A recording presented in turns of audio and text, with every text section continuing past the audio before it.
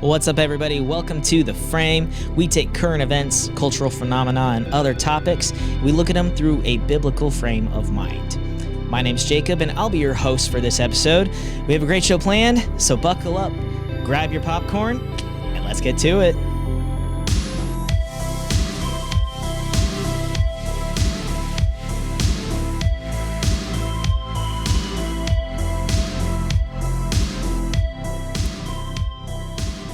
Well, welcome in. Glad you're joining us. Let's go ahead and introduce our other hosts for this episode.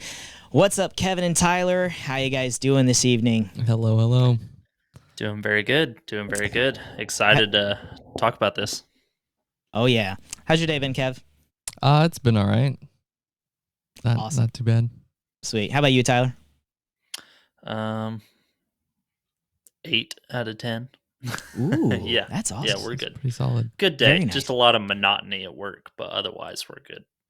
Monotony can be a good thing. So, Yeah. I ask that because we're going to be talking about what is potentially a very polarizing topic today, continuing our discussion from last time on biblical politics, biblical citizenship. Today, we're going to be diving into voting. How do you pick who to vote for? Obviously, we can't necessarily officially endorse a particular candidate, but I don't know. Maybe we can. Can we legally? I think we can. We're not a 501c3, so I mean, it's yeah, true. we're not. we can tell you who to vote for. All right, so we're going to tell you at the end of this episode who to vote for, and if you don't vote for that person, well, let's just say Jesus. I'm kidding. I'm not going to go there. So, Fire and brimstone away. that is an example of exactly what we don't want to happen. Yeah. See, look, ultimately, kind of like what we were talking about last time, anything that takes precedence over your relationship with Jesus, anything that creates disunity within the church, ultimately becomes an idol. That was something that one of our other host, Lee, which unfortunately he's not able to join us tonight, but that was something that he brought up, was the fact that anything that causes disunity in the church is ultimately an idol. That is idolatry, and that's what we want to avoid in this discussion. So even though we may have disagreements, even though we may have different priorities, ultimately what we still want to have is a sense of unity because of the fact that we are the body of Christ, and ultimately we want to go back to the Bible for everything. And so if something is just rooted in our own personal opinion, well, we can disagree on that. If something is clear in the Bible, well, you know what? That's what we should adhere to. So with that, let's jump into how do we pick who to vote for? Tyler, you want to start us off on that one? Yeah. First off, the Bible does not explicitly tell you who to vote for. True. That what it says about leadership is generally pretty vague, honestly. I mean, it does talk about how all authority is instilled by God in heaven, and to adhere to that. Now, of course, there are some speculations and some theories that the early Christians were, in a way, writing that so as not to poke the bear in Rome. But I don't personally subscribe to that, just because they poked the bear enough in Rome to lead to the demise of many Christians, as it was. Yeah. Granted, a lot of that was not of their own doing. They were unfairly persecuted in many ways, but they were not above saying that Jesus is the true king of the world, which was kind of a big deal at the time, when Caesar is obviously ruling over the known world. Anyways, the Bible doesn't give clear instructions on who to vote for in democratic elections. So what we have to do is take principles and values from the Bible, and I think as members of the kingdom, do our best to try and instill a world that looks like the kingdom around us and do what we can. So I think it is in a way, a duty of a Christian to vote. I don't believe it's our duty to get wholly wrapped up in politics unless the Lord calls you to that field. But be informed and vote biblical values. I want to turn this over to you and see, what do you think are biblical values when it comes to voting? Oh man, that's a big loaded question there. honestly, like even it's crazy even within the church how much we see people claiming that certain viewpoints are biblical even when the Bible is very clear that they're not. And people will take things like that they'll say, oh well, that was said because of the culture at the time, kind of like what you just mentioned with the some of the arguments where people will say, oh well, they just wrote that to try to appease Rome. They just wrote that so that way they would stay on their good side, or so that way they wouldn't be poking the bear. But just like what you continue to say, like there were plenty of other ways that they poked the bear just Mhm. by the fact of saying that no, Caesar, you're not God. Nero, you're not God. I'm sorry. Mhm. Jesus is God. Jesus is King, and so that's who we're going to serve. That's who we're going to follow. Um, and so they didn't love their lives even unto death. And so um, it when it comes down to picking things, I will say for me personally, I believe that the Bible is true back when it was written. It's true for today, and it's true for forever. I mean, Jesus himself even said, like, my words will never pass away. He's like, heaven and earth will pass away, Mhm. but my words will never pass away. And so, even though the Bible was written down by humans, we believe that it was inspired by God. It was written by the direction of God, and that it was not like verbatim word for word, but that like God allowed the writers to still put their personality, put their writing style into it, but that basically they were led by the Holy Spirit on what to write down.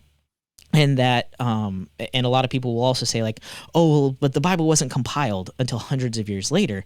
Well, no, there were some aspects that weren't compiled until a couple hundred years later, but there was a very strict, rigorous process that it went through. And that'll probably be a good discussion for another time for us to have on this show, Yeah. as far as like, what did that process look like? Let's go into that. Mhm. Um, but suffice it to say, for me, I believe the Bible is true for what it says at face value. And so I just wanted to preface this by saying that, so that way people understand where I'm coming from when I say these are the values that I believe matter. Um, Biggest of which for me personally is life. Um, I mean, there's so much in the Bible. Yes, God did tell the Israelites to go and wipe out people groups when they were going into the Promised Land. However, or people will look at that and they'll say, "Oh my gosh, he's a cruel God. He condoned murder, or he condoned the slaughtering, the genocide of these people." Well, uh, frankly, it's a really ignorant point of view to say that, because Yeah. you're ignoring the centuries of time that God gave those people to repent. The centuries of rebellion that they lived in against God, knowing who he was, and instead still choosing to follow after their own idols. You see, that was the whole thing. God allowed his people to be in slavery for 400 years just so that he could give those other people time to repent. And it actually even says that their sin was made complete, and that was the point that God then sent them to Yeah. do that. I want to put a pin in that 400 years comment, because we will come back to that in another episode. There's another video that I need to recommend. Wasn't quite 400 years, still a really long time, but there's just some Sure. really fascinating stuff that we have to talk about at another point. Oh yeah. Yeah, when you were saying like the sin that was completed by these people groups, what I think fails to get talked about enough with regard to a lot of these ites, and I don't know them off the top of my head, but you can pretty much surmise most of these, like Canaanites, Amalekites, the Perizzites, Jebusites, all of those groups. In general, the ites were practicers of like ritualistic infant sacrifice to Molech.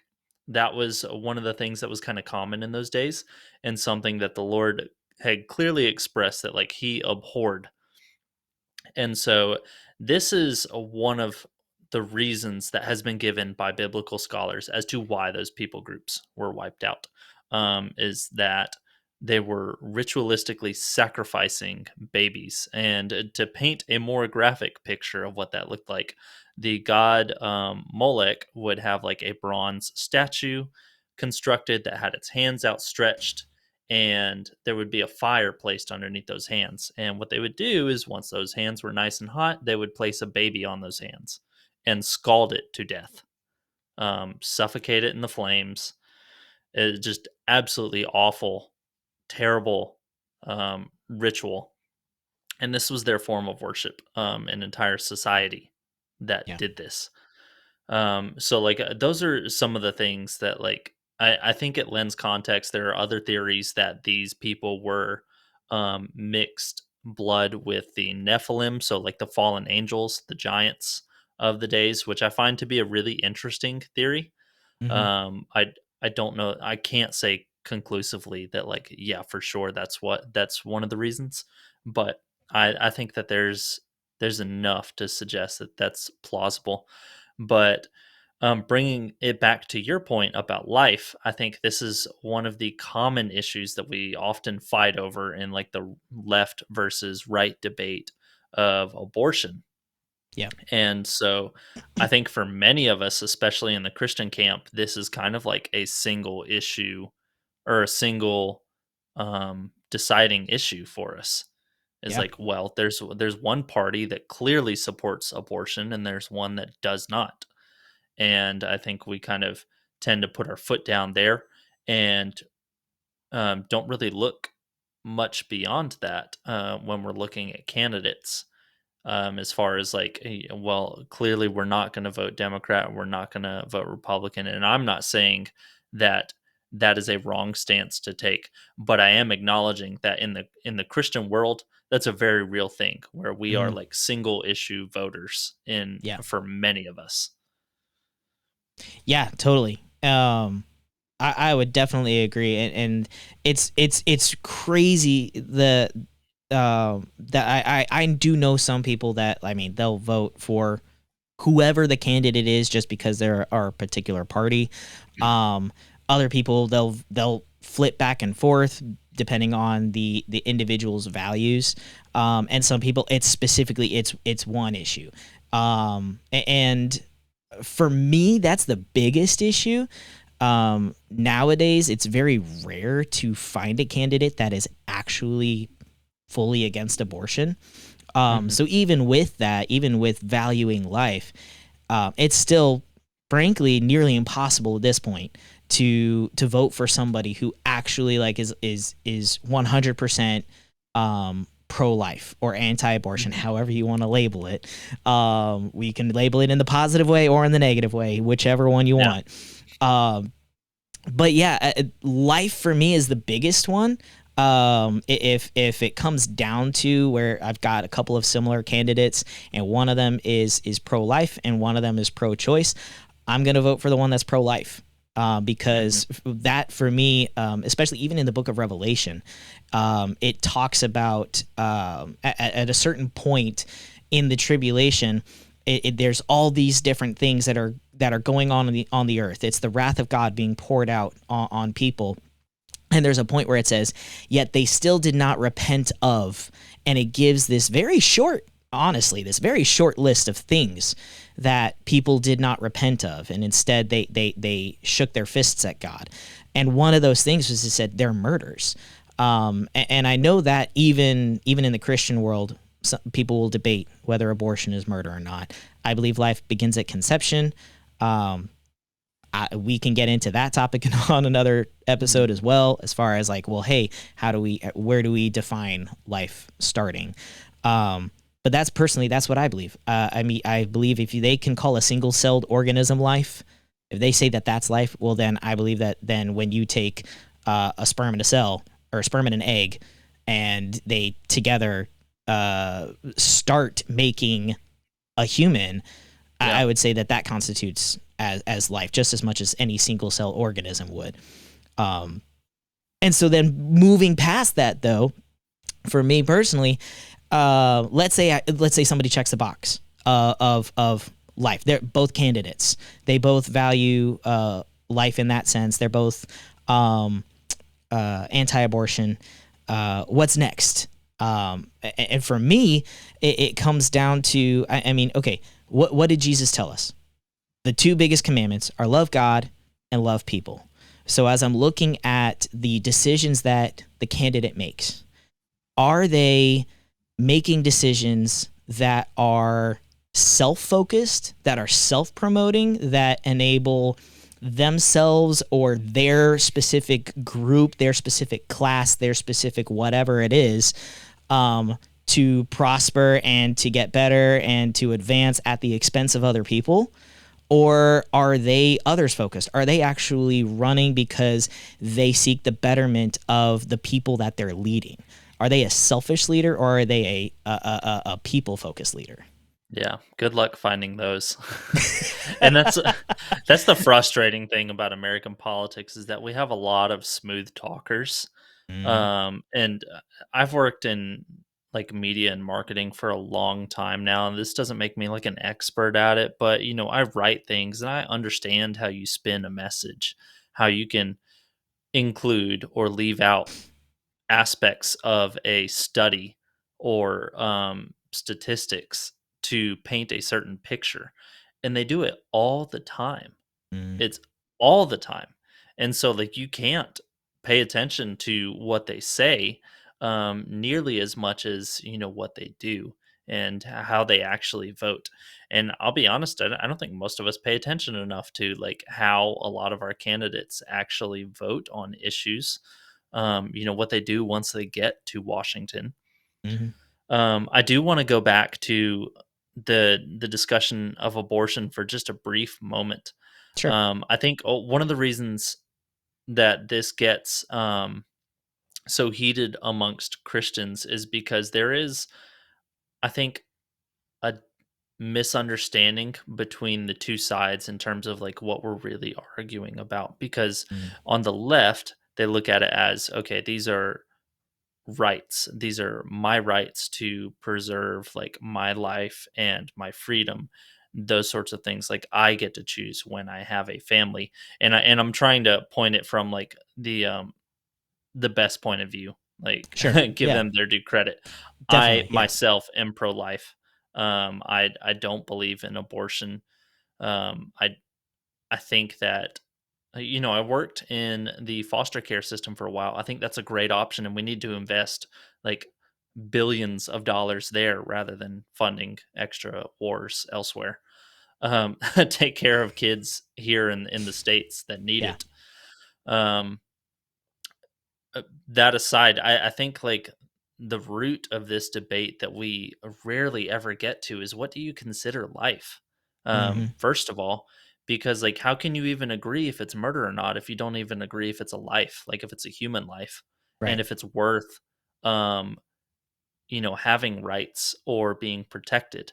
And I think that's kind of a discussion that needs to be had more, is like when you talk to your friends, and I would hope that you would do it calmly. But if you can ask them, like, you know, at 6 months, is your baby alive? Like, is it a human at 3 months, at 6 weeks? You know, those kind of discussions I feel like need to be had more because, like I said, there's this idea of taking away the rights of the mother, and in my opinion, you can only view it that way if you view the baby, in their mind, the fetus, as not having rights that can be violated. Right. Um, because it's a common mantra, my body, my choice. But I think it's such a deception, honestly, because it's not just your body. Yes, your body is involved, and your choice is involved, but there is another body that suffers the consequences of whatever choices you make, that does Exactly. not get a choice. Um, Now, we can set aside the rare exceptions for danger to the life of the mother. I Sure. think that's a rough subject to have to deal with. Nobody wants to have to consider that. I personally lean towards preserving the life of the mother, or at least allowing her the choice in those situations. Yeah. Just because they can give life, they can have other babies, things of that sort. But if they so choose, like, no, I want the doctors to save the baby. Like, I don't think there's anything wrong with that. And I honestly think that's a very valiant and brave thing. And I think that would probably be well rewarded by the Lord should they actually, pass away giving birth. Um, anyways, I just think that, like, as Christians, we got to be willing to lend a little bit more nuance, and we have to be willing to support these people if we're going to tell them, like, no, this is wrong. We shouldn't allow this. Because I agree, it's a hard stop. I don't think there should be any abortion. Um, but we have to, like, stop and learn to empathize as well, because a lot of these people, or a lot of these women that turn toward abortion as an option, it's because they feel like they don't have other options. Hmm. Um, you know, aside from the political talking points, like, we've got to be willing to support a lot of these young, unwed mothers who end up in these situations. A lot of the women who are fearful of, like, medical complications. We've got to be willing to talk to people in a more empathetic way, and express the love of Jesus, because right now I don't see a whole lot of love when it comes to the debate on abortion from Christians, when it comes to politics. Um, Yeah, I would agree. There's a lot of I think a big part of it is because people are we're trying to say what is right and what is wrong, and mhm. in the zeal for trying to proclaim what's right, and trying to win the argument over Yeah, what's right and what's wrong, we forget that there are people with feelings involved yeah, who are facing really difficult choices. I mean, especially frankly, in the economy today, it's hard. It's a lot harder supporting a family right now than it was 4 years ago, yeah. 3 years ago, even. Like, I remember, frankly, pre-COVID prices on stuff, even Hmm. just after COVID, like just after the shutdown, the inflation over the last couple of years has been crazy. Yeah. Frankly, it's I have two kids. My wife and I have the same income that we had a couple of years ago combined, and a couple of years ago, we were able to set up an emergency fund. We were able to put 2 months worth of bills in the bank. Hmm. Over the course of about 9 months, we were able to actually, like, make it so that way, hey, if something happens, like we're not gonna go into crazy debt. We're not going to be defaulting on payments or anything like that. Frankly, at this point right now, we're at a point where I wouldn't even be able to consider setting extra money aside. Yeah. Let Going alone, like, going having another kid. Yeah, exactly. Stopping at McDonald's at this point for dinner on the way home is a conversation, is a budget check for us at this Yeah. point. That's not something that we can just be like, "Oh yeah, we haven't stopped at McDonald's in a couple weeks. We can go ahead and do it tonight." It's like, "Well, let's just double check what's in our bank account and make sure that that actually Hmm. fits."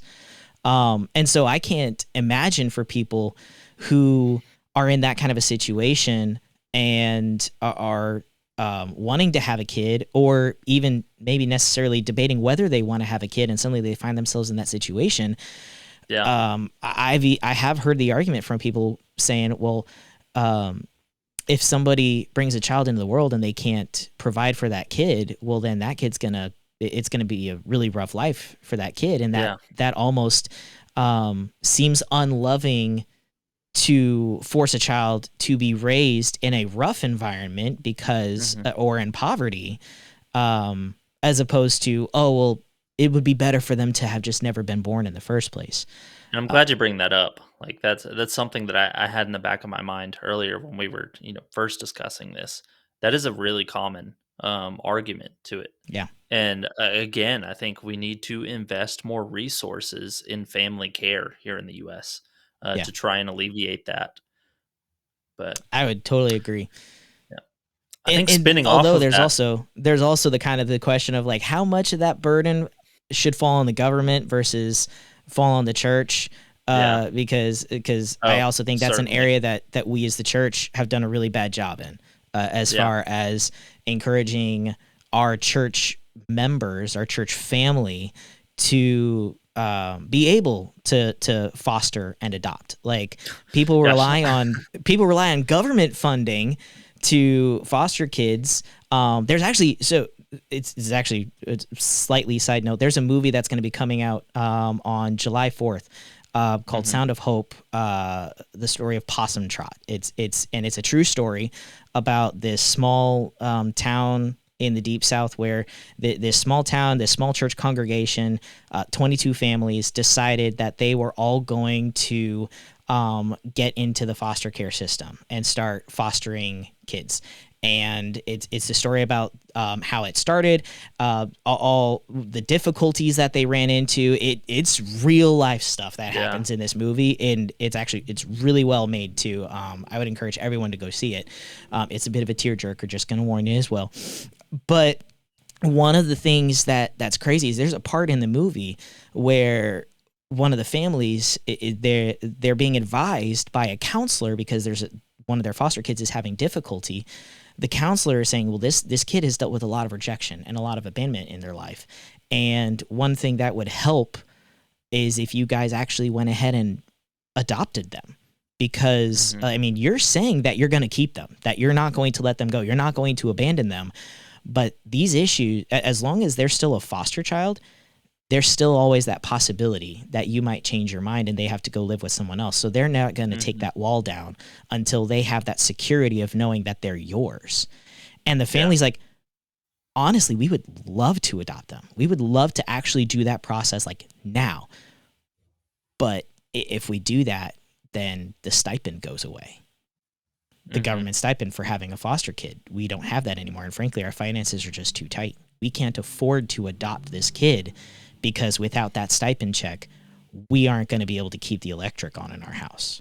Yeah. And what if we as the church actually had a fund set up to help our families go and foster kids and go and Yeah. adopt kids so that way when those things run out, they're not having to rely on the government for that. They can go to the church and say, hey, we'd like to adopt these kids because they don't have anywhere else to go.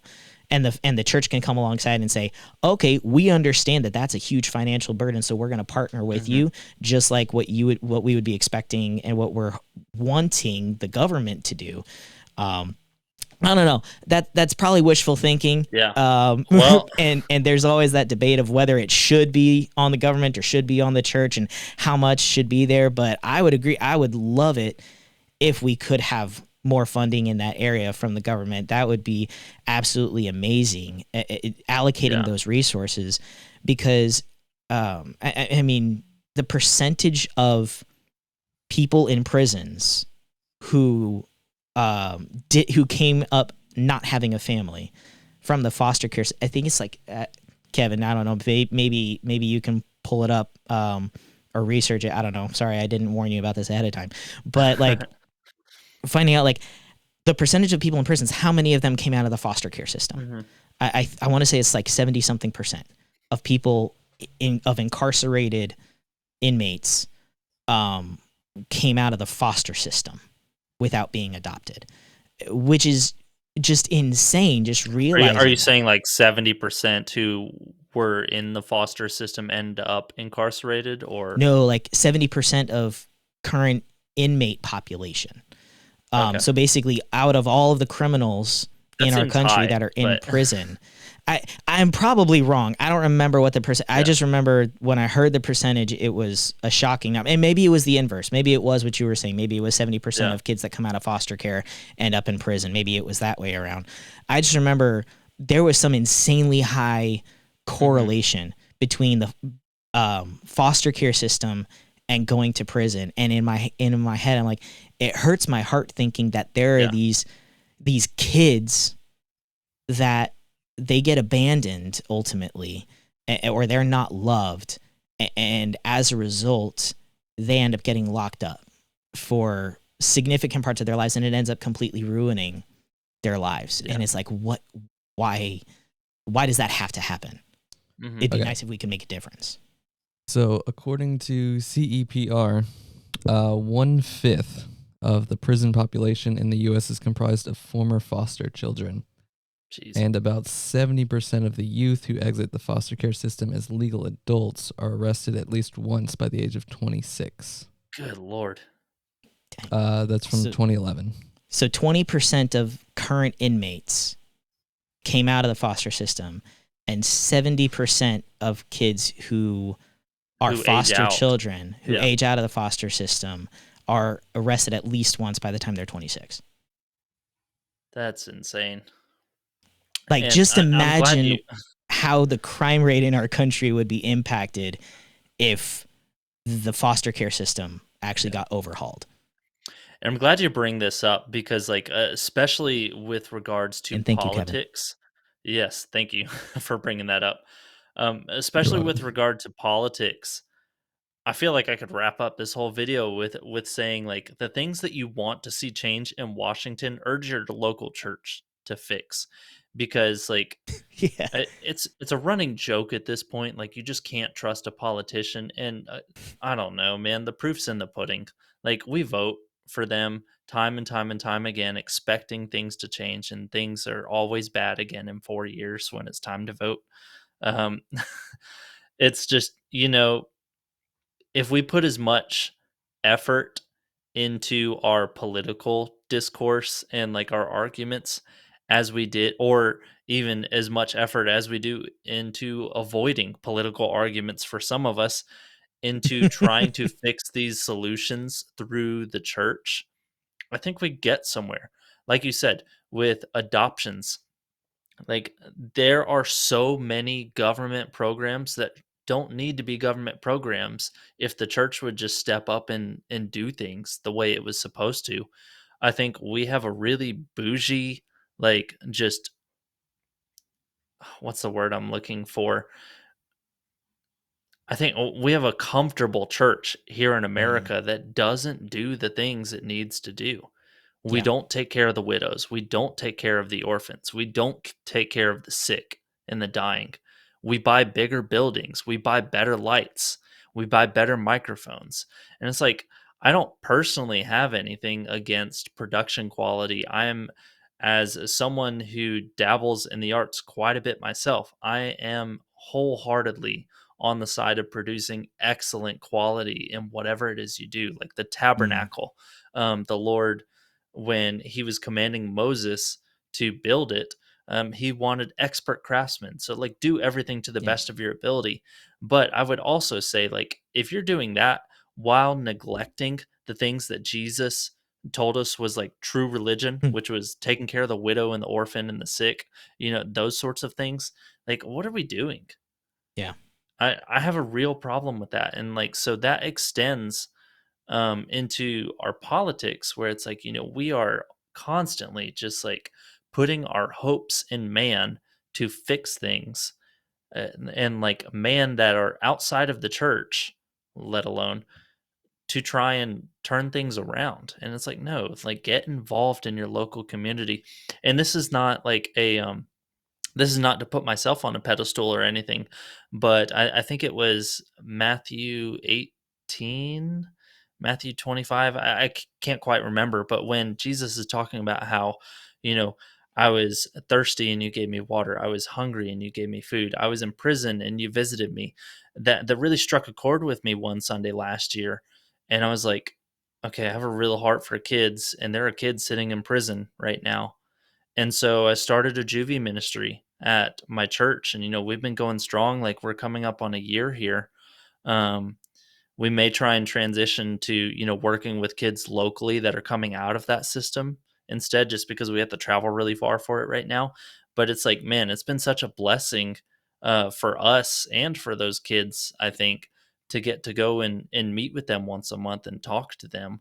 Um, like, who else is going to visit them? At the time when we started, there was no other church going, and that kinda, like, broke my heart because we were coming from, like, an hour and a half away, and Hmm. it's like, the church has its head in the sand, on so many issues.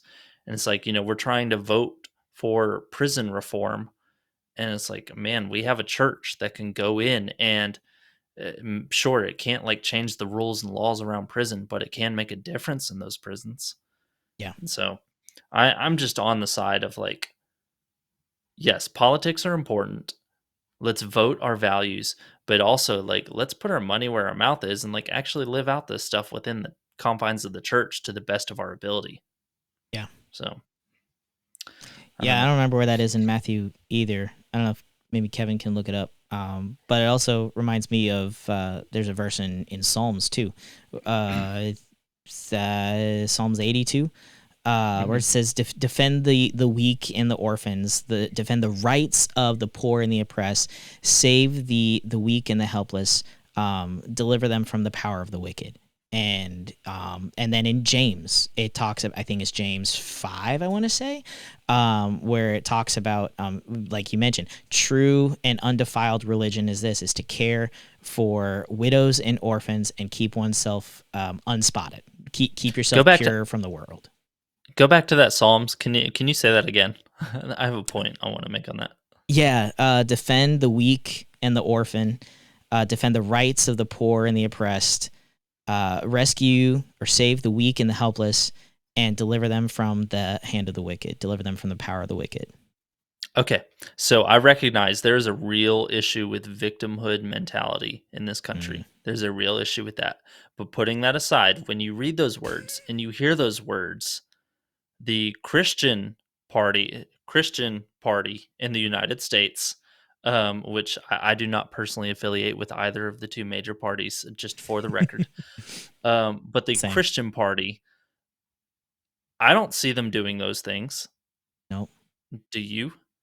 Nope. That's frustrating to me. That's really frustrating. Because with the conservative movement, like we claim to be about this book, but we fail to dive deep enough into it to actually like pull the values into our own lives and live them out. And it's like, man, we are constantly like berating the poor and the oppressed. And sure, like we have disagreements on what is oppression and what is not.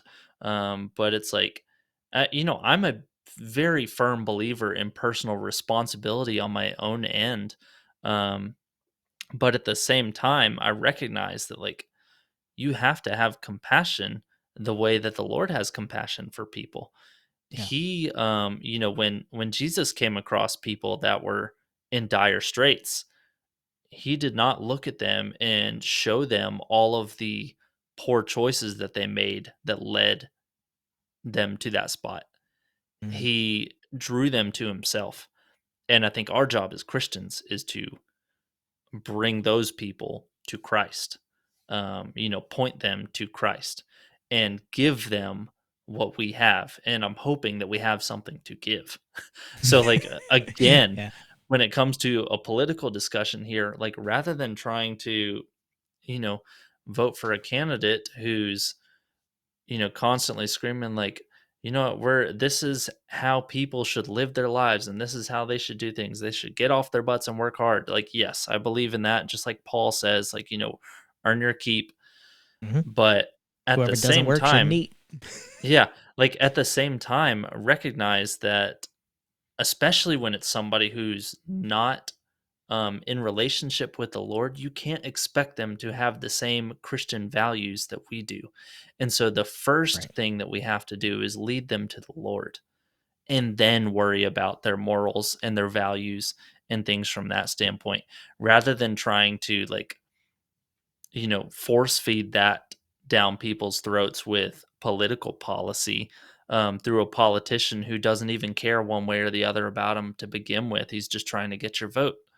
Yep. So Which I don't know. It's you all hinted at fuzzy. something just now that Mhm. also is big on my heart as a youth pastor, where you talked about forcing like specific like basically actions Yeah. on somebody who doesn't even believe the same way that you do. Um, One thing that tends to happen a lot is people focus on behavior modification instead of on Yeah. life change, and I think that ultimately is one of the biggest mistakes that the church has made over the last century is, and probably even more than that, is focusing so much on trying to get people to behave a certain way. And we're looking at people going, well, you shouldn't do that, and you shouldn't do this, and you need to live this way instead. And we forget about the fact that the change doesn't start on the outside. The change starts on the inside. And people love to use, again, going back to James, faith without works is dead. People love to use that as a legalistic thing to say, like, well, see, like, if you had true faith, and then your works would reflect it, and like you have to do good things to prove that you have faith. But they don't realize that it's upside down that way. The way that it's actually saying is, hey, if Jesus is actually your Lord and your Savior, and the Holy Spirit lives in you, your actions will naturally reflect that. Yeah. I think it's Ephesians that says, whoever's in Christ is a new creation. The old is gone, the new has come. And so you're not just, it's not just a makeover or a remodel. You're completely new. The old house was torn completely down and chucked away, gone to the dump, and there's been a new house that's been constructed, and the new house is being made into the image of Christ, is being continually formed to look more like Jesus. And if you truly are following him, you don't have to strive to work or strive to do good things. That will be a natural process of the Holy Spirit's working in your life. And so instead of focusing on, hey, well, you need to behave this way and you need to do this thing and you shouldn't do that, why don't we first start going down to, hey, so why do you do that? Why do you act this way? What was the hurt that happened? Why do you talk this way? Why do you treat people like this? Oh, well, that's just who I am. Okay, well, can we maybe dive into like what made you that way? What made you who you are? There's some hurts maybe that we need to heal from. There are some things that may have been taught that were wrong and that need to be recalibrated. And as that healing comes, as that recalibration comes, the actions follow suit. And so then you don't have to go out telling people, well, you have to do this and you have to do that, because those things just naturally occur. And which does also kind of going back into politics, beg the question, okay, so why should we expect our leaders to uphold these Christian values? If our leaders themselves are not following Jesus, which they may be, they may not be. I think, again, going to faith without works and going by, hey, let's look at your actions and at the things that you do and you say, and there can be evidence there as far as whether or not you're following Jesus or trying to follow Jesus. But if they're not following Jesus, well, then how can we expect them to uphold those same values? How can we expect them to put those things as a priority, just like you said, if they don't believe the same way? It's, I mean, that's hard because, like, when I look at politicians, as someone who's genuinely very interested in politics in general, like, not just through election season, but I see very few people who I would point to and be like, yeah, I think that's a genuine Christian.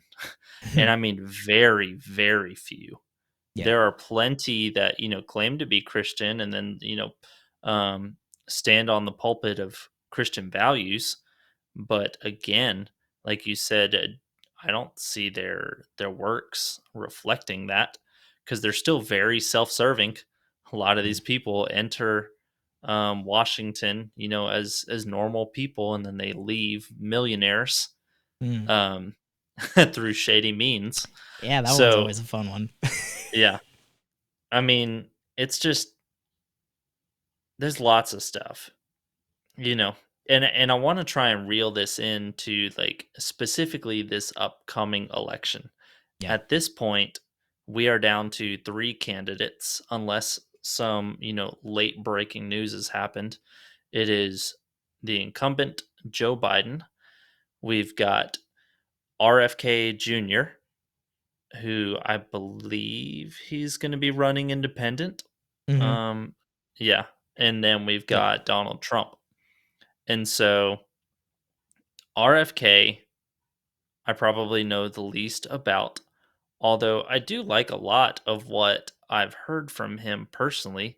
I've listened to him on the Joe Rogan podcast, so I did do that. Um, I like a lot of his stances, but admittedly, I don't know a ton about him.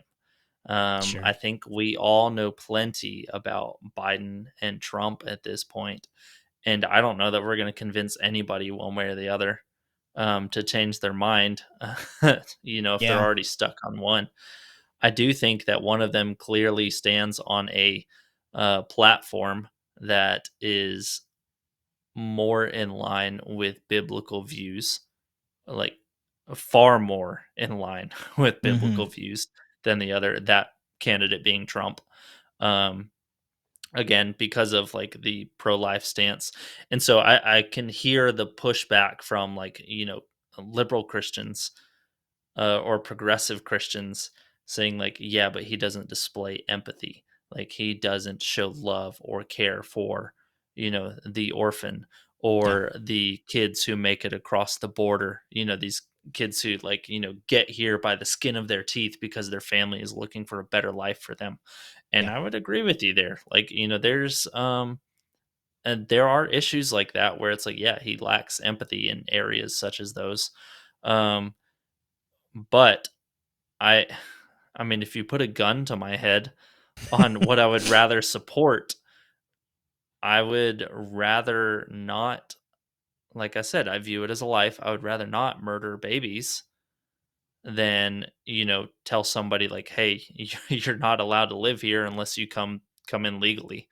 Yeah. Like I said, it's a crappy choice to have to make. I'm not saying that like one's a clear, obvious, easy answer, but I feel like if you have to give an answer on that as a Christian, I think you preserve life.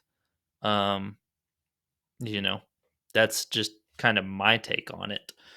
Yep. Um, you know, I will say a little bit into my political mindset, and I'm almost like hesitant to do so, just because it's so public, and I've usually been so private about things. But This is where we'll I lose all of our was, subscribers. yeah, no, I didn't vote for Trump during his first election against Hillary. I did not vote for Hillary either. I voted for the Constitution Party candidate Gary Johnson, and I only barely remember his name. Um, but I voted for the candidate that most closely aligned with my values. Yeah. And at the time, I did not see Trump as like, I liked the idea of him coming in as a businessman, and I liked how, he could bring that CEO mentality to the White House.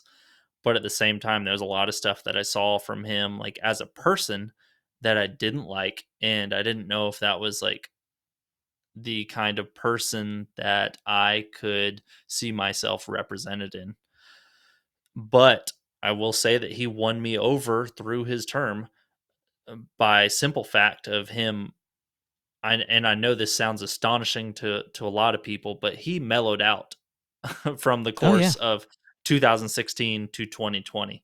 He Yeah. was nowhere near as brash and like just obscene with his language and stuff like that. Sure, he was still a jerk a lot of the times, but um so that's probably point B for me, but point A, he genuinely attempted to accomplish the goals that he campaigned on, which I cannot say for most other candidates that I've seen in my lifetime.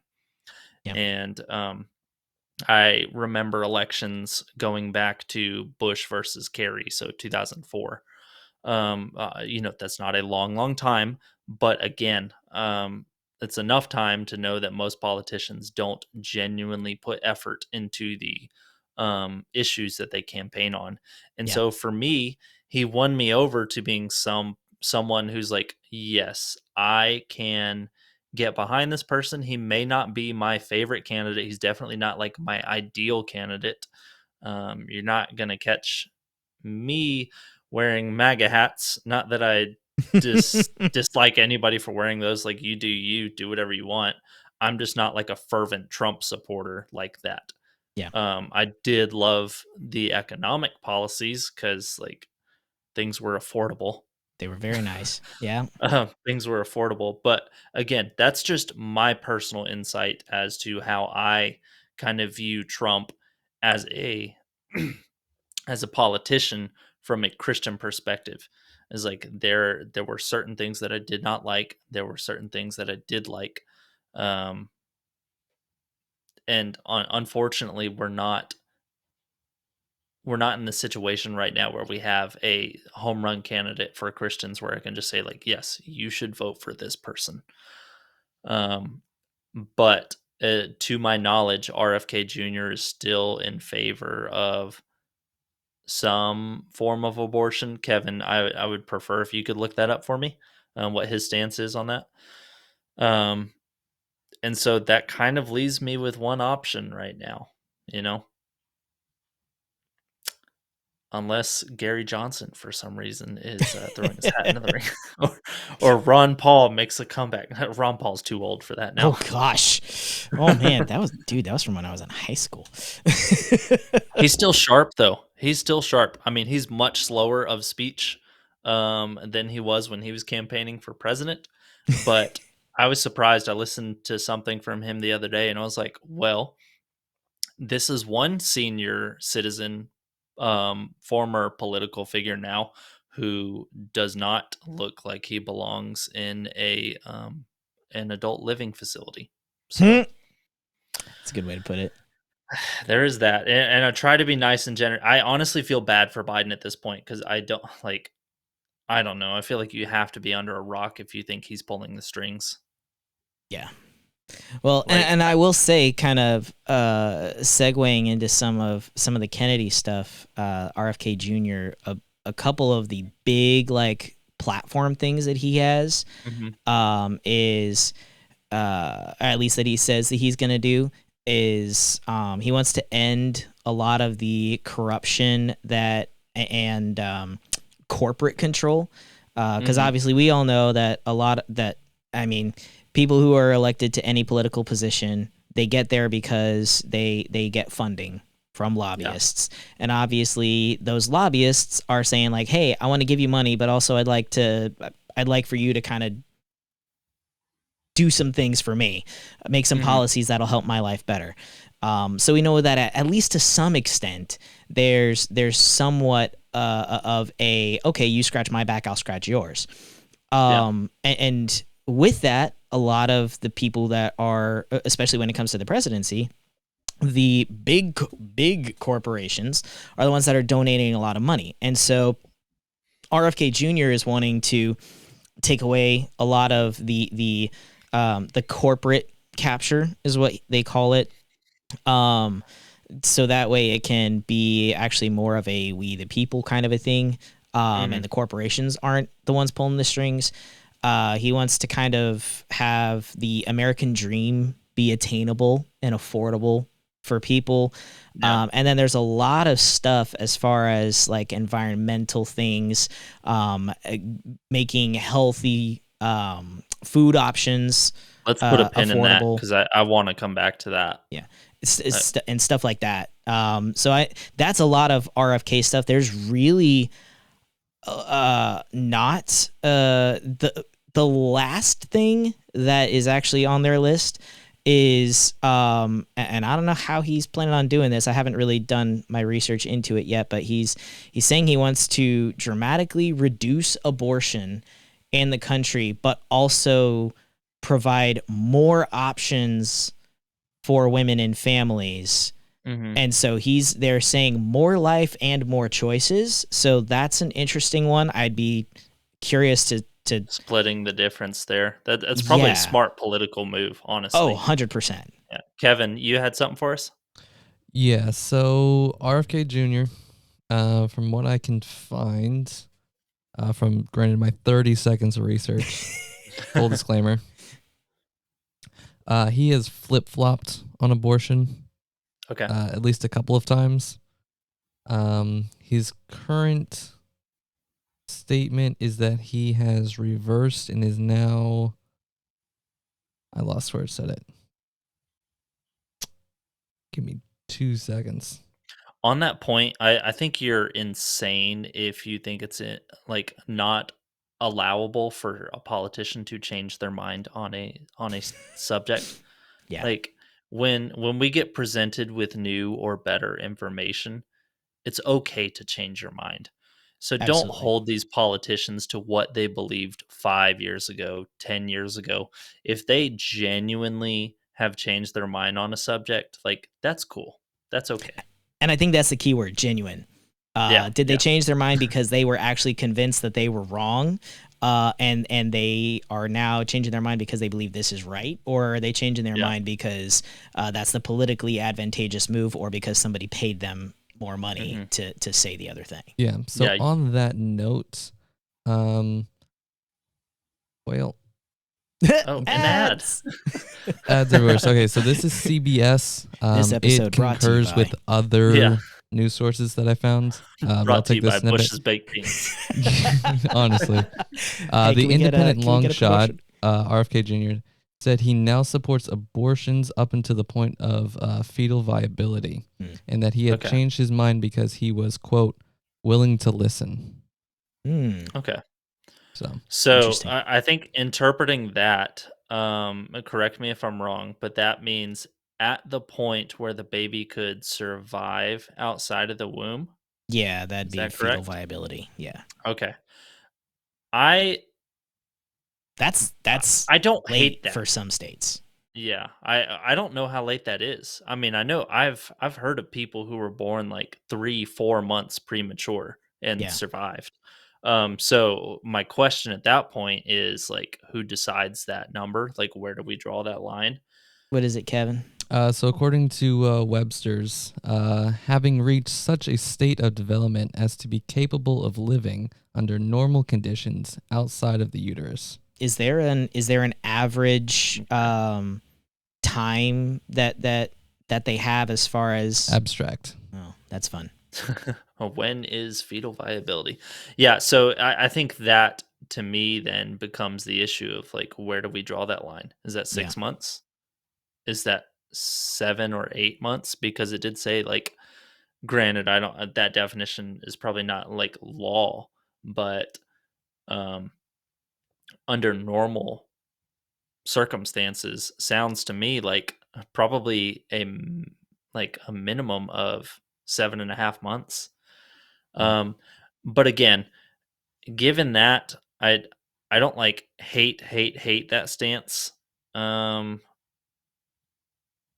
I'm not a fan of it, Yeah, but I would say it's it's a step in the right direction, yeah, but it's yeah, even if it was like I don't know where he came from beforehand, like if that was a step forward or a step backward in our eyes, yeah, but it's a heck of a lot better than late term abortion and definitely. like some instances where like I mean, we've heard some horror stories of doctors who like the the abortion didn't go as planned and then the baby survived and then Yeah, they kill the baby afterward.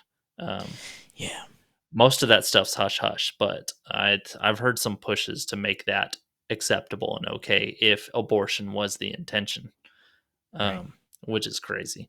But going back to RFK's like environmental stance, Yeah, I think on the right, especially on the Christian right, we can tend to be pretty abrasive towards people who have um, environmental concerns. Um, I would say, like, personally, I think a lot of this climate change stuff is another political move. Like, it's just more maneuvering. We've been saying this for decades. Um, and, like, yes, sure, the climate changes, but so do the seasons. I personally believe, like, the earth just goes through ebbs and flows, and we kind of have to adjust to it. Like, do what we can with what we've got. But, um, oh, he's beyond actually less focused on like climate change stuff and more on like yeah, um soil, farms, yeah, I'm getting food. to that. Oh, okay. Yeah. But I think like when we hear those environmental concerns, that's immediately what we jump to is like, Mm, climate change, global warming. yeah. It used to be global cooling, believe it or not. If some of you are old enough, you remember that. Um, and so like we normally get very like up in arms about that sort of stuff because generally with that debate comes a lot of these big money lobbying campaigns that are talking about like fossil fuels versus green energy, and all that is another money debate. Yeah. The people who are backing these candidates don't get fooled by that. But when it comes to true environmentalism, I like to consider myself someone who's in the same realm as Teddy Roosevelt or Steve Irwin, the crocodile hunter. I'm a big fan of conservationism. I Yeah. believe in not crapping where you eat. Yeah. So like take care of your home. Yeah. Like we don't need to be putting chemicals in the rivers that we pull our drinking water from. That's Sure, right. we treat our drinking water, but do we really need to be forcing ourselves to chemically treat water just to make it drinkable? Because what's that doing to the fish? um you know if you Also, don't enjoy forget we're hunting. drinking those chemicals then. Yes, yeah, if you enjoy hunting and fishing like most conservatives do, like the wildlife that we are taking for food is like living in those conditions, and that's not healthy for them, and it's by transference it's probably not healthy for us. um I don't know, there's so many things, like go live in Beijing for a year and tell me how your lungs feel. um Yeah. Sorry, China, I know my social credit score just got docked. um but Okay, here. like Go live in LA for a year. There you go. Yeah, well, they've actually California has done a great job of like cleaning their air. Now, It's true. granted, that comes with a lot of government overreach, and I would not be able to enjoy my car over there the way I can here, which I live on the East Coast, and that makes me sad. But I will say the air quality there is quite nice. I went one time last year, and looking at the stats, I had to do this for work a while back, but they've dramatically improved their air quality. Again, that Mm, comes with the trade-off of a lot of government oversight, yeah. but they accomplished their goal there. And so like I said, I believe in keeping a clean home, and for me the environment is like, you don't want to mess that up just because you're trying to acquire resources. Like let's try and find a way to maintain our current lifestyle without um just completely like wetting the bed with the environment around us and destroying the ecosystems and things of that nature. Let's be responsible. Yeah. you know that's my take on it, and so I like RFK for his environmental stances for sure. Yeah, definitely.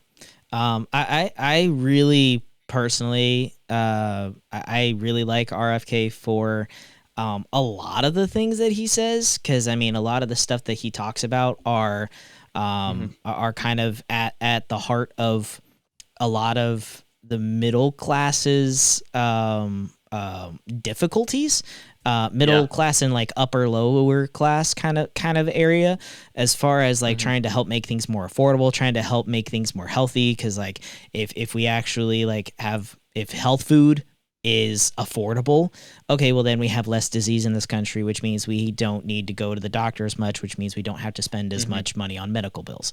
Plus also our wallets then are better, so we're able to then spend money in other ways that we can't normally. We can actually like afford to do things that we might not be able to do otherwise.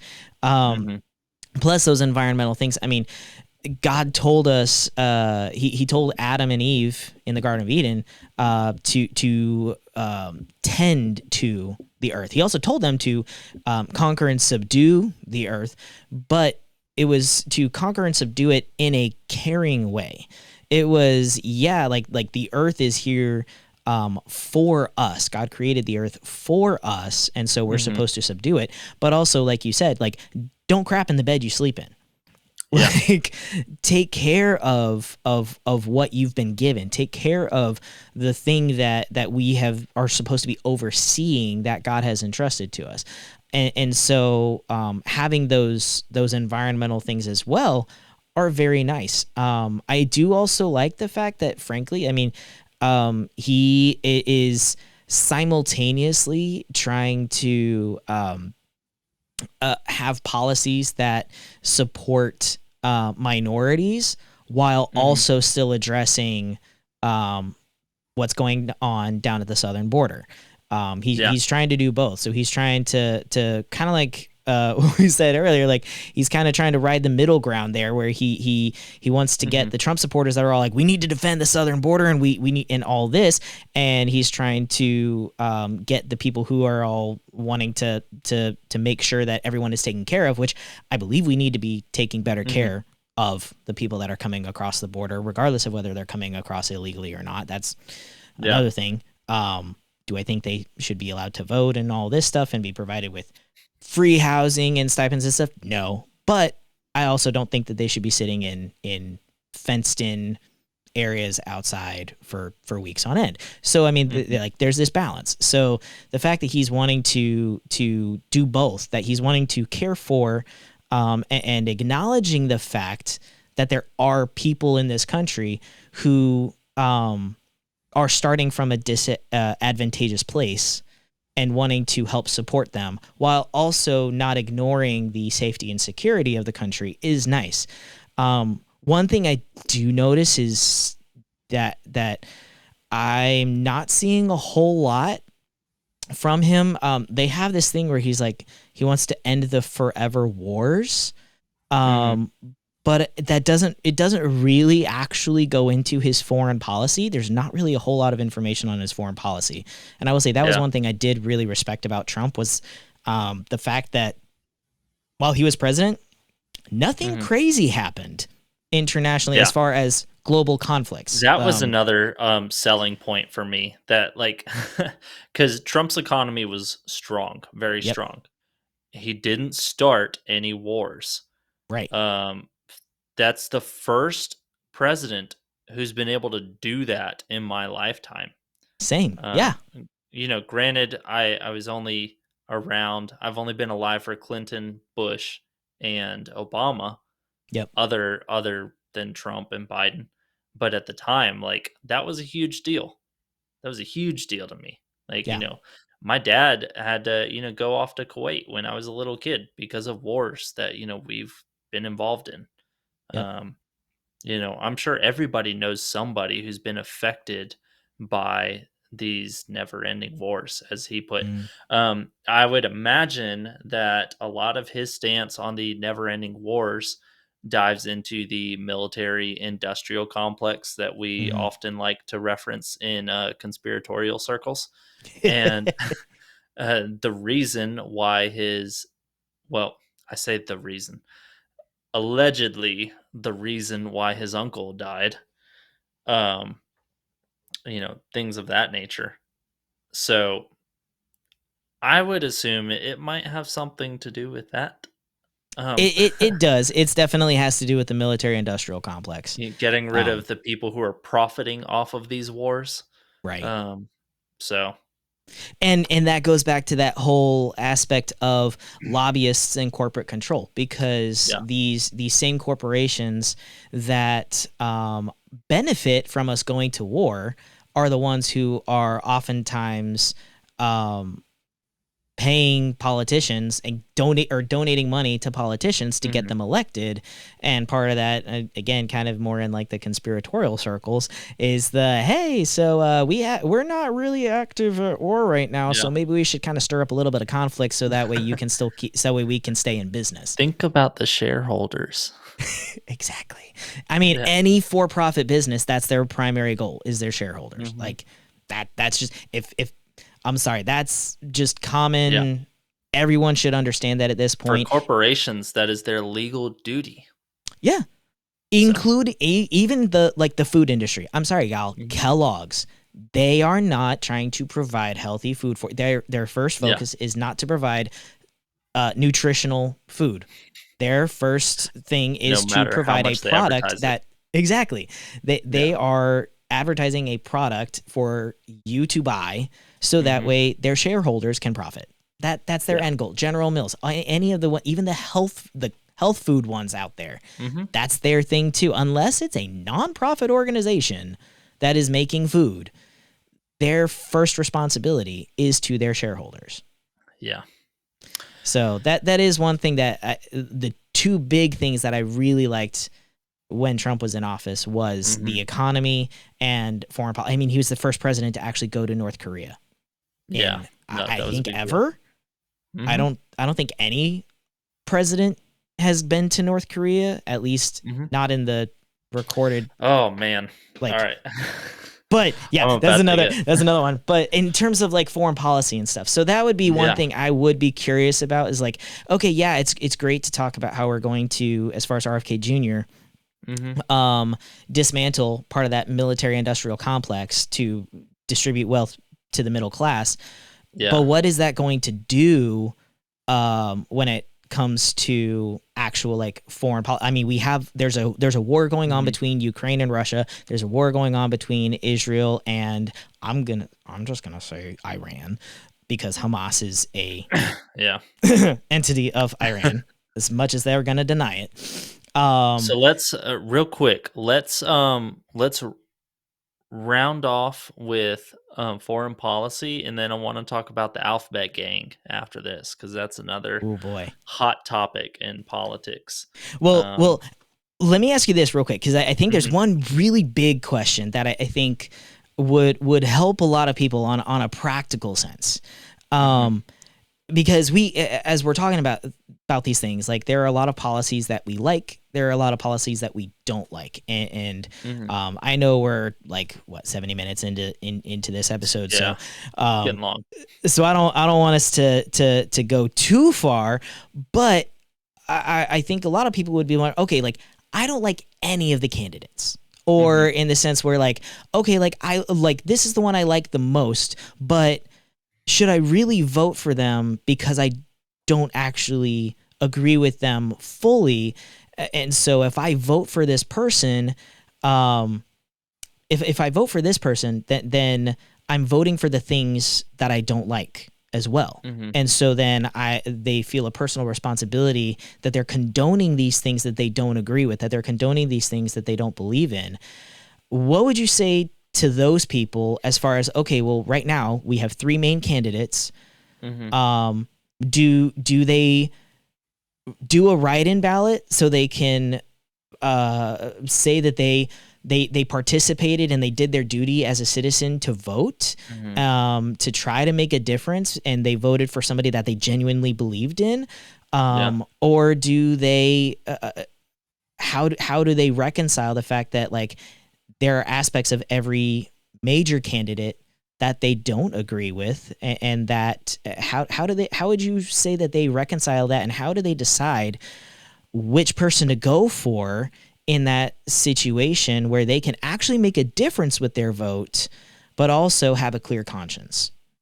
So I would say, and this is my opinion, this is thus saith Tyler.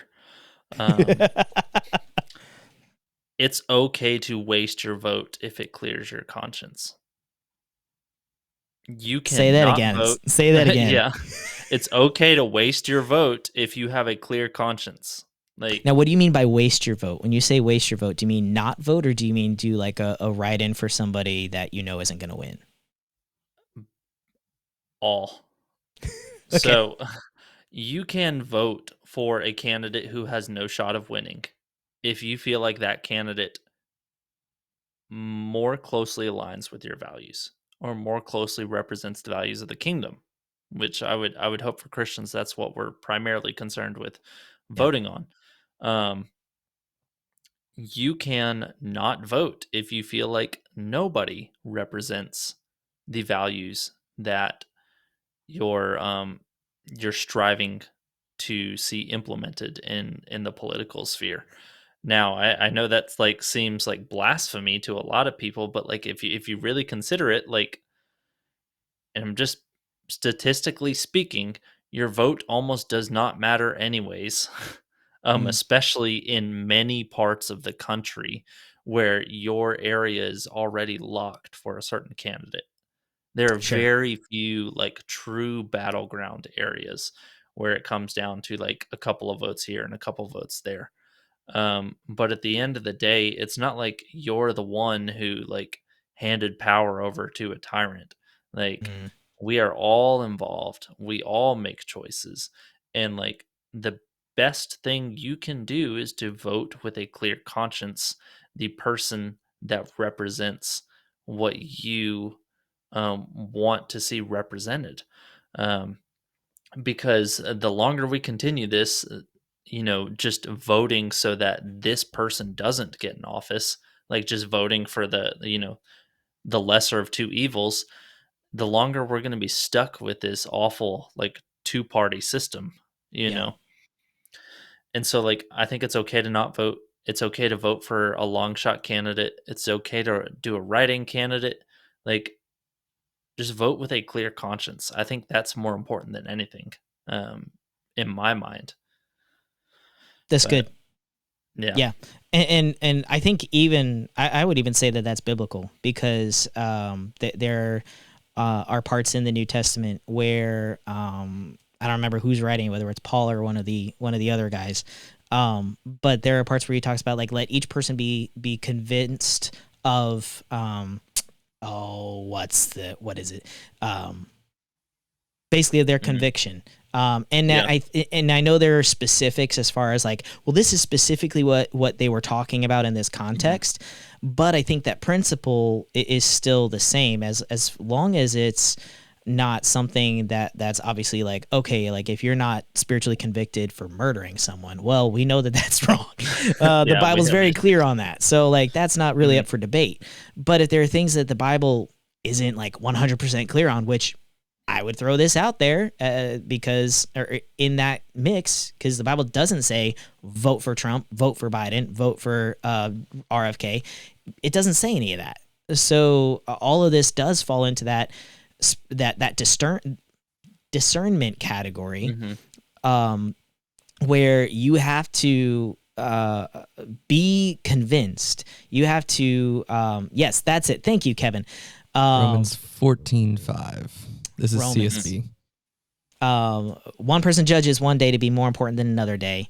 That's talking about the Sabbath. So some people celebrate the Sabbath on Saturday. Some people celebrate the Sabbath on Sunday, whatever that is. Other people judge every day to be the same. Let each one be fully convinced in his own mind. Whoever observes the day observes it for the honor of the Lord. Whoever eats, eats for the Lord, since he gives thanks to God. Whoever doesn't eat, it is for the Lord that he doesn't eat, and he gives thanks to God. Because we don't live for ourselves, we don't die for ourselves, we live for the Lord, we die for the Lord. So whether we live or die, we belong to the Lord. And that's perfect for what we're talking about here Mhm. because, yeah, just like right there, what Kevin's highlighting, we belong to the Lord. That Kev, you ultimately for lost us us is. subscribers not pulling up the authorized King James version. Sorry, let me uh, there hang was on. I only have the New King James. I saw that Sorry. I saw this one Sorry. I saw this I one guess clip it's of this only step pastor. blasphemy then. It's only half blasphemy. This one pastor who was like, I could correct the Greek with the King James Bible. Oh, It's like, yeah, oh I saw dear that. I was like, Lord. dude. um, I was but like, yeah, dude, ultimately, Jesus read in Greek. Like, hey, do you know that? or Aramaic, Yeah. Greek and Aramaic. I mean, those were the Mhm. languages of the time. So yeah, bro. Uh, but yeah, ultimately, we are the Lord's. We belong Yeah. to God, and so for us as Christians, and again, as the whole point of the show, we're looking at things through a biblical frame of mind. Is our whole point is what we are trying to do here, regardless of how we may feel about something Mhm. or what we may think about something. Does the Bible back it up or not? And in this situation, it's very much one of those things where we have to go to God. We have to pray. We have to ask God for wisdom, ask Him for discernment, ask Him for understanding. And ultimately, at the end of the day, if you 100% believe that the person you are voting for or not voting for is what God is calling you to do, I can't argue with you. Yeah, I, don't I violate your conscience. exactly. You have to vote according to what God is leading you to do. And I would actually say, if you are not praying before you vote, if you are not going to the Bible to seek wisdom on qualifications for Mhm. who to vote for or not to vote for, um, personally, I would consider that sin. Yeah, For me, for myself, because I would say that you are making a decision on something that impacts not just you, impacts the entire country, and you are using your own reasoning. Proverbs 3, 5, and 6. Do not trust in God, trust in the Lord with all your heart. Do not lean on your own understanding, but in mhm, everything that you do, in all of your ways, acknowledge Him, because He will direct your paths. And yeah, so if we're not doing that, we're not following Him. We're instead, we're relying on what we think. We're relying on what our own feelings are, what our own wisdom says, instead that's a of really what good point. what God's wisdom says. And so for me, I think we can talk about who we want to vote for all day, but Mhm, ultimately each person should, our responsibility as Christians, as followers of Jesus, is to ask God for yeah, wisdom and discernment and understanding, and to do what He's calling us to do in a specific situation, and be fully convinced that that is what He wants you to do. And if you're not fully convinced, well, keep praying and reading, yeah. because he's gonna speak to you. The only question is whether or not you're listening. Yeah, that's a really good point. That probably sums up better than anything else what we could say for how to vote. Um, so I guess at this point, the last thing I do want to do is just kind of add some Christian commentary Yeah, before we end this thing. I I did have one comment that I wanted to make going back to Trump and like foreign policy. yeah. Um, it is incredibly frustrating to me that it seems like 90% of politicians, just to use this phrase again, want to poke the bear with Russia. And Mm-hmm. it's just like, even before this Ukraine and Russia war, it was like Russia bad, like all of this stuff.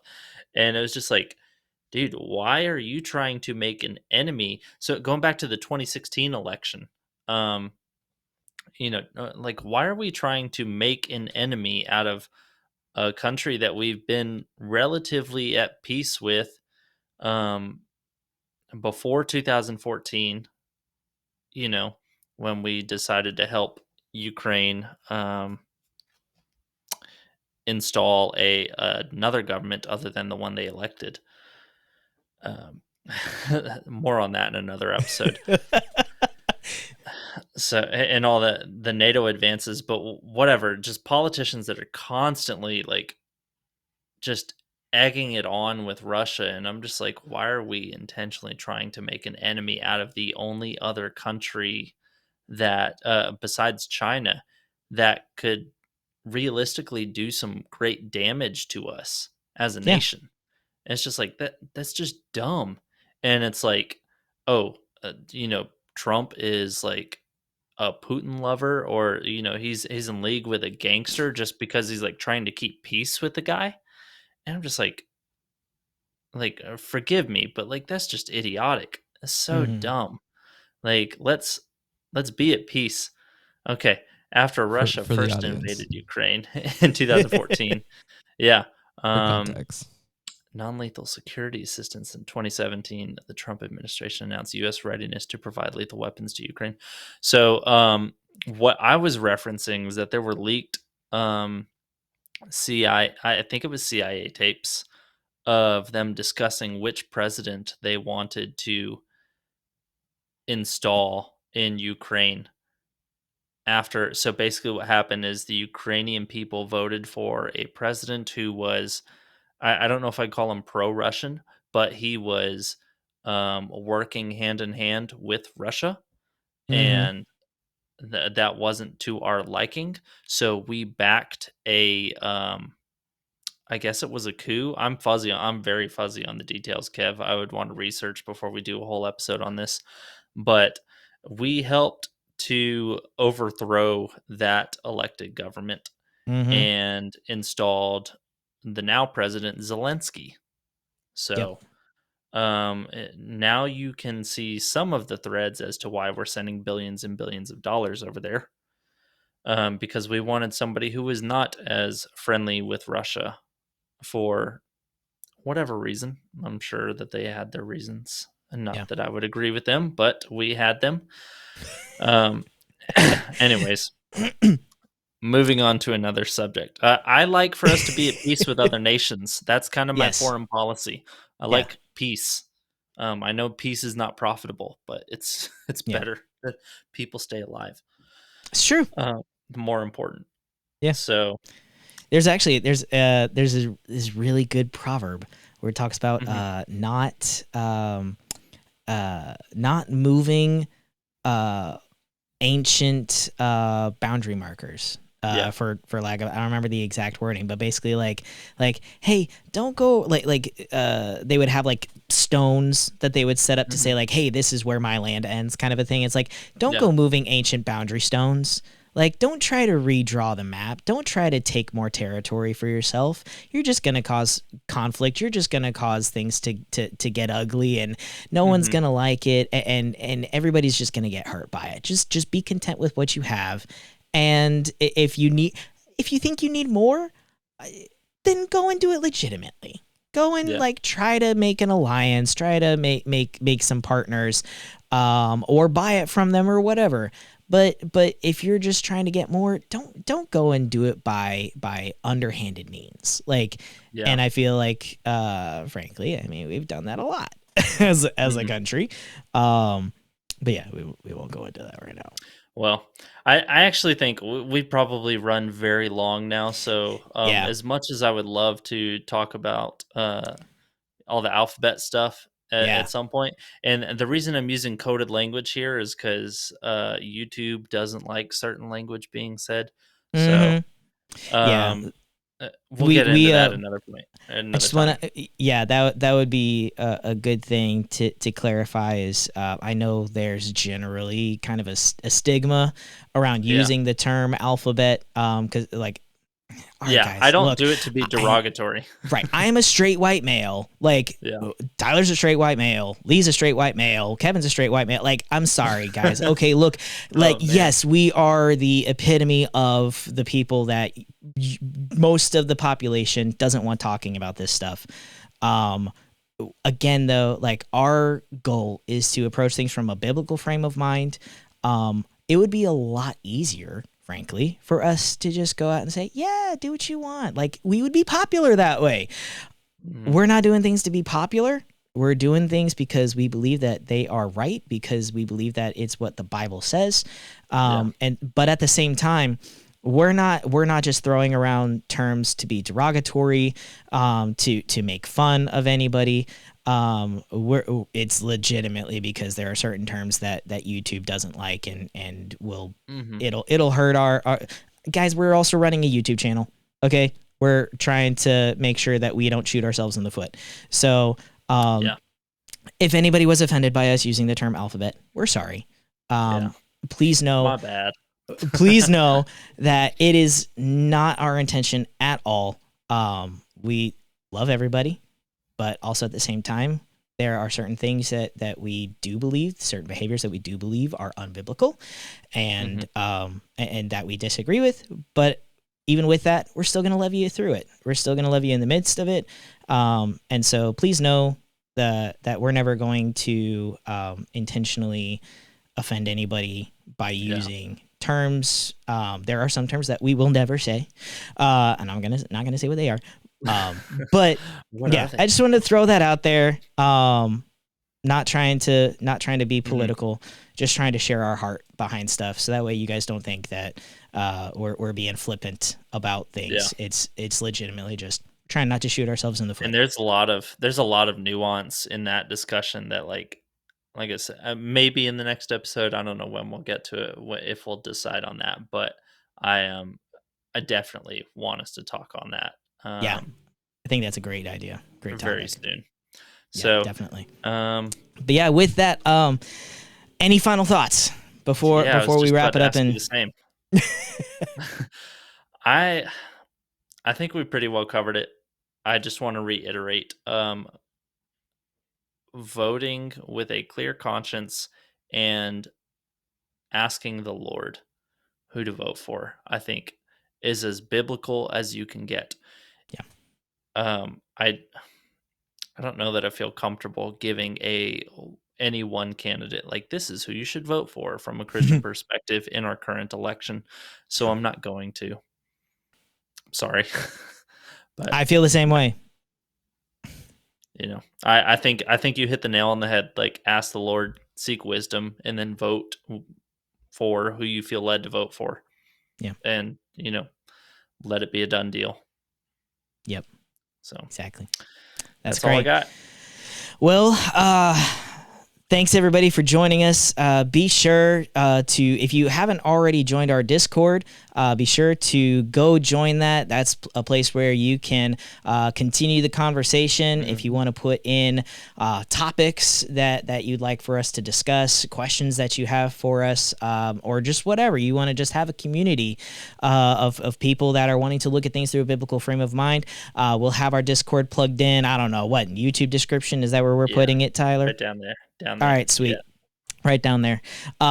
So join our Discord. If you like this content, be sure to give us a follow, like, subscribe, comment wherever you might be watching this, whether it's a short on Instagram, TikTok, whether you're watching the full episode on YouTube. It really helps the algorithm. Give us a rating on Google if you're okay with that too. We'd love to hear your feedback. If it's a negative rating, just don't worry about it. It's okay. Tell us why we suck to our faces. Yeah, join the Discord to tell us why we suck. But yeah, we really appreciate your interaction. We really appreciate your involvement. Again, if there are topics you want us to discuss or questions that you have, send that to us as well. And we will see you guys next time. We love all of you, and continue looking to God, continue looking to the Bible for wisdom, for understanding. If you have, the Bible tells us if anyone lacks wisdom, ask God. He gives it out freely and without reproach, without berating you, without being, oh my gosh, he's asking me again. No, he just gives it out. So ask him for it, continue to follow after him, and we'll see you guys next time. Bye, guys. See ya.